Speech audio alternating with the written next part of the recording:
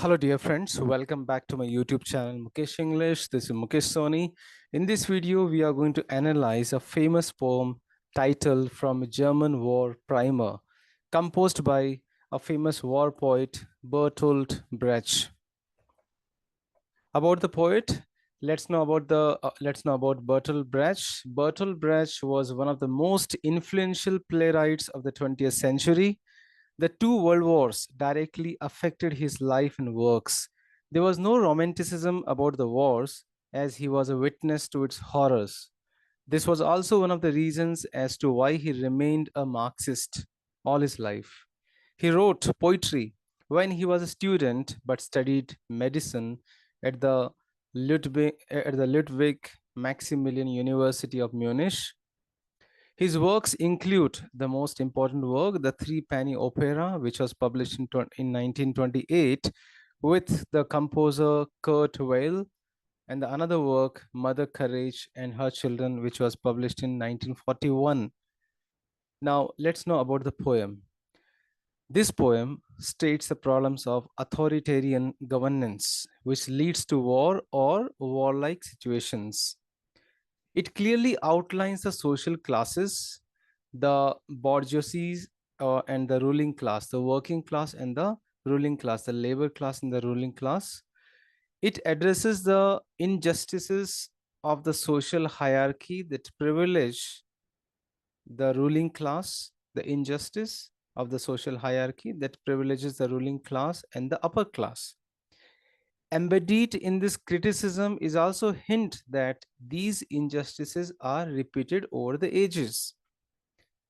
Though the poem seems to be pessimistic in its portrayal of reality, it also points to alternatives that are possible. This poem apparently is the feature of many of his famous work. This poem also brings out the other features of Bertolt Brecht's famous works. As his close associate, Walter Benjamin, mentions that Bertolt Brecht's attitude is something like this. It can happen this way, but it can also happen quite a different way.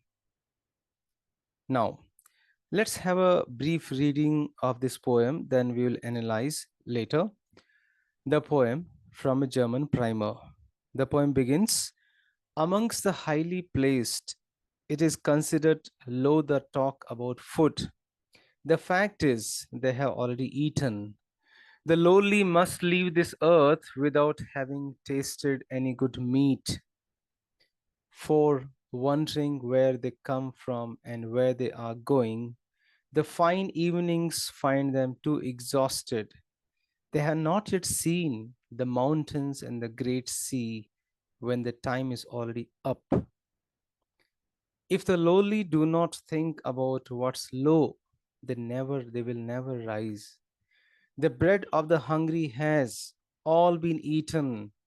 Meat has become unknown, useless. The pouring out of the people's sweat, the laurel groves have been lopped down. From the chimneys of the arms factories rises smoke. The house painter speaks of the great times to come. The forest will grow, the fields will bear, the cities will stand, the people still breathe. On the calendar, the day is not yet shown. Every month, every day lies open still.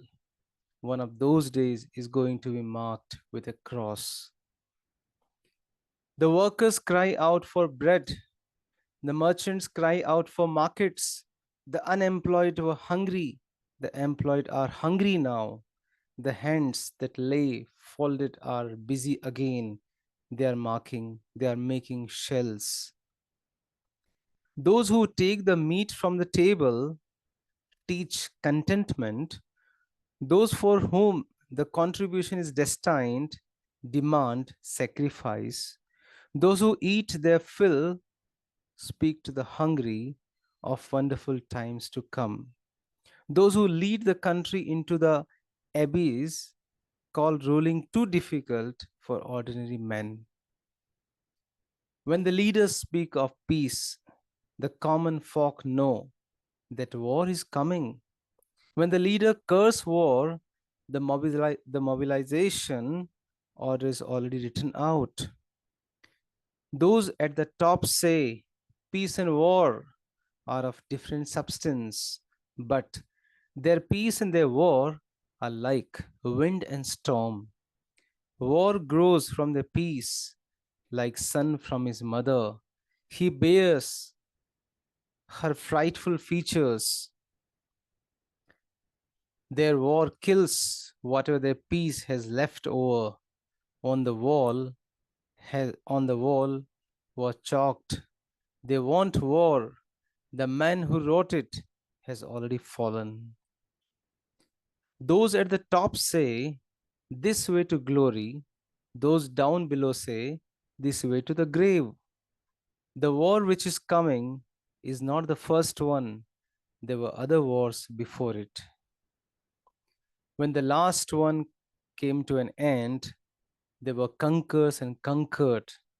Among the conquered, the common people starved. Among the conquerors, the common people starved too. Those at the top say comradeship reigns in the army. The truth of this is seen in the cook house. In the hearts should be the self same courage, but on the plates are two kinds of rations. When it comes to marching, many do not know. When it comes to marching, many do not know that the enemy is marching at their head. The voice which gives them their orders is the enemy's voice, and the man who speaks of the enemy is the enemy himself. It is night. The married couples lie in the beds. The young women will bear orphans. General, your tank is powerful vehicle. It smashes down forest and crushes 100 men, but it has one defect. It needs a driver. General, your bomber is powerful. It flies faster than a storm and carries more than an elephant, but it has one defect. It needs a mechanic. General, man is very useful. He can fly and he can kill, but he has one defect. He can think. This is how the poem ends. Now, let's try to summarize or analyze very briefly. The main theme of Bertolt Brecht's famous poem titled From a German War Primer is the relationship between the ruling classes and the working classes. The ruling classes are presented as greedy exploiters of the working classes. The ultimate manifestation of this exploitation is war. The ruling classes send the working classes to fight their wars for them. At the beginning of the poem, Brecht establishes the grotesque inequality between the ruling classes and the working classes. The ruling classes have already eaten, while the working classes must leave this earth without having tasted any good meat. Brecht also implies the cynical hypocrisy of the ruling classes, who take the meat from the table and at the same time they teach contentment to those working classes who go hungry. The ruling classes also speak to the hungry of the wonderful times to come, thus justify or rationalize their hunger with false promises of and false hope for better times to come. Achhe din aayenge.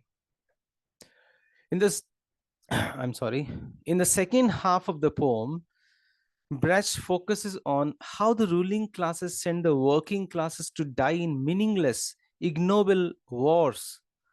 The ruling classes tell the working classes that a war is a way to glory, whereas in reality, it is a way only to the graveyard. It's a way only to the graveyard, not to the glory. The poet also indicates that on both the sides, the conquerors and the conquered, It is always whom? The common people who starve. Who starve? The common people.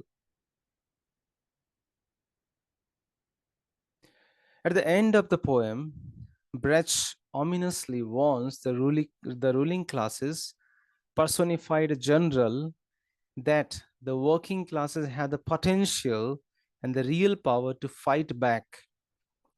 He reminds the general that though his tanks and the bombers may be powerful, but at the end of the day, his tanks requires drivers and his bombers require mechanics. In other words, the weapons of the ruling classes are powerless without the working classes to drive or fix them. Perhaps another implication is that the working classes, the drivers, and the mechanics will one day turn these weapons against their real enemies, that is the rural classes, that is the ruling classes. Thank you so much for listening. Dear friends, thank you so much for watching this video. You can reach me at mukeshenglish@gmail.com. Please do subscribe the channel, click on the like button for more videos on literature, workbook, pronunciation, grammar, communication skills, presentation skills, interview skills. Stay in tune with Mukesh English. Thank you once again.